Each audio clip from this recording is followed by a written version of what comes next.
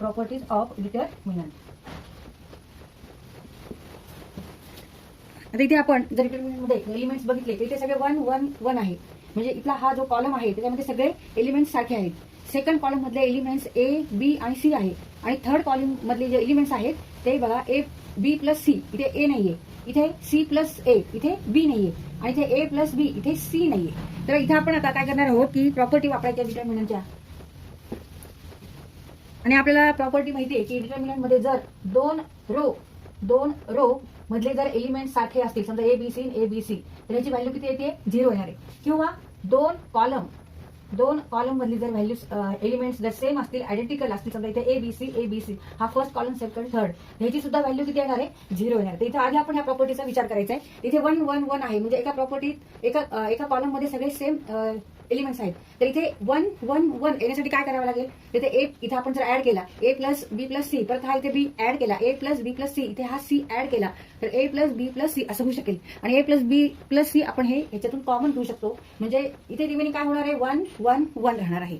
आणि मग जेव्हा दोन कॉलम जर सेम असतील तर त्याची व्हॅल्यू किती असणार आहे? 0 असणार आहे. त्यामुळे इथे आपण आता सॉल्व्ह करू. तर पहिल्यांदा आपल्याला काय करता येईल? तर इथे आपण ऍड करू. C3 मध्ये आपल्याला काय चेंज करायचं आहे? C3 कॉलम मध्ये चेंज करायचं आहे. C3 कॉलम मध्ये चेंज करायचा. कसा चेंज करायचा आहे? तर C3 आपल्याला असा लिहायचा आहे C3 प्लस C2. C2 काय आहे? तर column number second column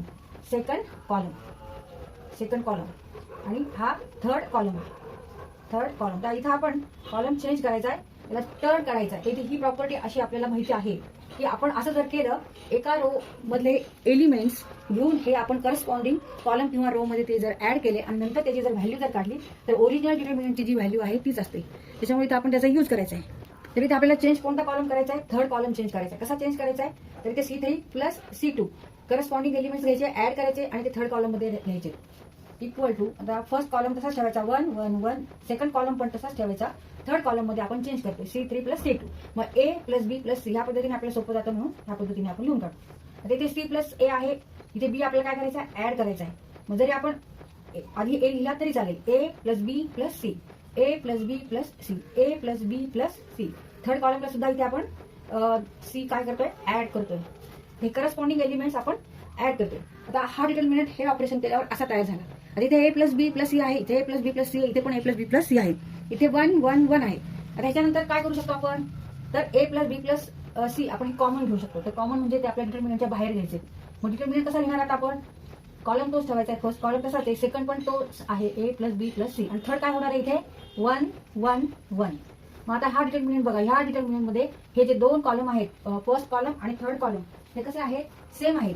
first column मध्ये 1 1 आहे आणि थर्ड कॉलम मध्ये सुद्धा 1 1 आहे. मग आता ही परत डिटरमिनंटची प्रॉपर्टी आहे की डिटरमिनंट मध्ये जर two columns are identical then value of that determinant is 0. तर इथे बाय असं म्हणू, by here C1 equal to C3. Therefore A plus B plus C into 0.